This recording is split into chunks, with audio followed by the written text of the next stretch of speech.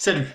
Alors notre système politique, on le sait tous, on le comprend parfaitement en ce moment, il doit être démocratisé.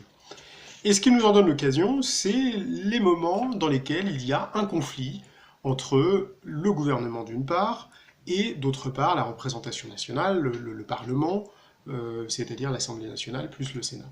Alors ces moments de conflit, ils ne sont pas monnaie courante, c'est pas tout le temps que ça se passe, mais on le sait, ça s'est passé assez souvent sous François Hollande, lorsque le Premier ministre Manuel Valls était contesté par ce qu'on a appelé les frondeurs.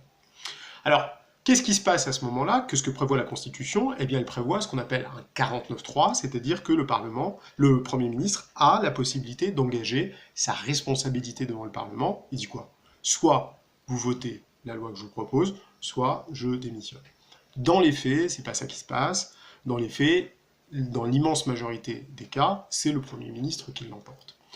Donc nous, ce qu'on veut substituer à cette mesure qui ne sert qu'à renforcer le pouvoir de l'exécutif, du Premier ministre, c'est-à-dire aussi du Président de la République, c'est un 49.4. Alors on a appelé ça 49.4 pour un peu frapper les esprits. Ça consisterait en quoi? Eh bien ça consisterait pour le Premier ministre à engager sa responsabilité devant nous tous, devant le peuple français, à travers un référendum. Il dirait, voilà, est-ce que vous êtes d'accord avec ce que je propose ou est-ce que vous n'êtes pas d'accord? Si on est d'accord, eh ben, ça veut dire que le gouvernement est en phase avec, avec les aspirations du peuple.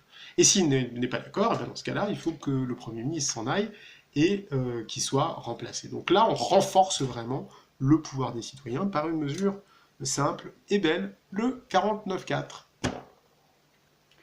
En une phrase, est-ce que tu peux résumer à nouveau le 49.4?